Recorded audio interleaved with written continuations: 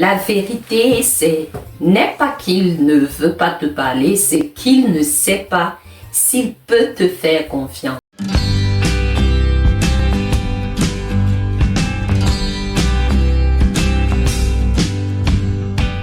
Tu sais ce moment où ton ado te regarde en silence, alors que toi tu veux juste qu'il te parle.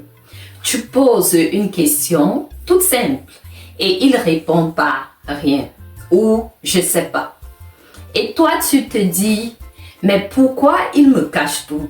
Mais pourquoi elle me cache tout? La vérité n'est pas qu'il ne veut pas te parler, c'est qu'il ne sait pas s'il peut te faire confiance.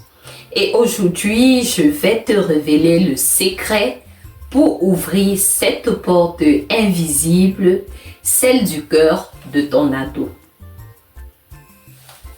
Alors, imagine cette scène. Une maman qui vient me voir bouleversée. Son fils de 15 ans refuse de parler. Elle me dit, je l'interroge gentiment, je suis disponible mais il m'ignore. Je lui pose une simple question.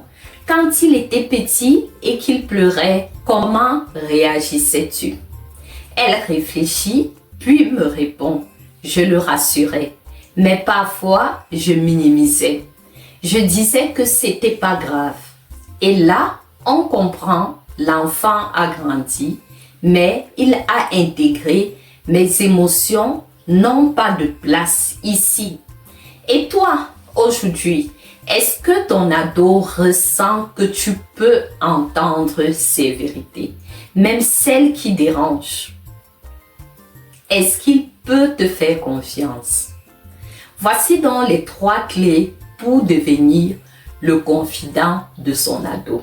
La première est d'arrêter de poser des questions, mais de créer des invitations. Au lieu de « Alors, ta journée ?» Essaye plutôt ceci. Si tu veux te poser un peu, je suis là, sans jugement. Les ados ont besoin de se sentir libres dans le lien. Pas questionnés comme à l'école. Pas tout simplement comme des robots dans leur maison. Pas tout simplement comme des robots dans leur maison. Par exemple, lui proposer une balade sans intention directe serait une bonne idée. Ne réagis pas trop vite. Écoute sans interpréter. Quand il dit « j'en ai marre de tout », ne réponds pas « tu exagères ». Dis-lui juste « si tu veux me parler, alors je suis là ». Ton silence est également précieux. Alors évite les analyses rapides. Ton ado parle de rupture amoureuse peut-être. Toi, ne minimise pas cela. Écoute simplement. En 3, partage tes propres vulnérabilités à ton ado. Tu veux qu'il soit vrai avec toi, sois vrai avec lui ou avec elle. Dis-lui, à ton âge, j'étais paumé, je faisais semblant aussi. Quand tu descends du piédestal, tu deviens humain et là, le lien devient possible. Ne joue pas le parent parfait. Que pouvons-nous dire d'autre? L'ado n'attend pas de conseils de toi, mais ta constance, ta présence. Arrête d'essayer de gérer ton ado. Commence à le côtoyer. Il ne cherche pas un coach. Il cherche un allié, pas pour faire la fête, mais pour exister sans devoir se cacher.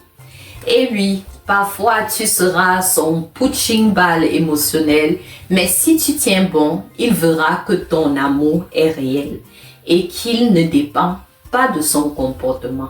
Le jour où ton ado saura qu'il peut tout te dire sans se faire crier ou corriger, tu deviendras son refuge. Et ce jour-là, il te dira des choses qu'il n'a jamais dites à personne. Pas parce que tu es le parent parfait, mais parce que tu es resté là. Tu es constant, tu es vrai et tu es disponible. Tu veux qu'il te parle, sois prêt à entendre sans vouloir réparer, sans vouloir juger, mais juste accueillir. Si ce message te parle, partage-le à un parent qui galère avec son ado. Abonne-toi pour recevoir chaque semaine une dose de vérité, de lien et d'humanité pour toi et ta famille. Et dis-moi en commentaire quelle est la dernière fois où ton ado t'a surpris par sa vérité. Parce que chaque mot qu'il ose te dire est un pas vers toi. Vas-tu lâcher cela?